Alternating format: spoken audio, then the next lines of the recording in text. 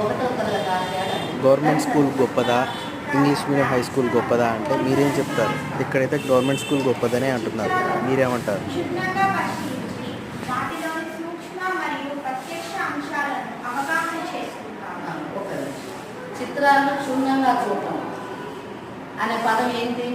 మామూలు మనకు స్కూల్కి రాలేదనుకోండి, వాడికి దాని మీద అంత అవగాహన ఉండదు అని.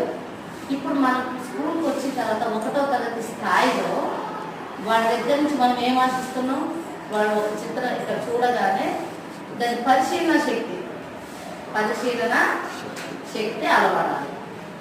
అంతకుముందు ఏముండదు, మనకు ఒక క్లాసులోకి ఒక అంశంలోకి వెళ్ళిపోయి వాడు కొంత నేర్చుకున్న తర్వాత వెనక్కి తిరిగి మళ్ళీ అదే చిత్రాన్ని మీరు మందలిస్తే వాడు ముందు చెప్పలేదు, తర్వాత చెప్పగలుగుతారు.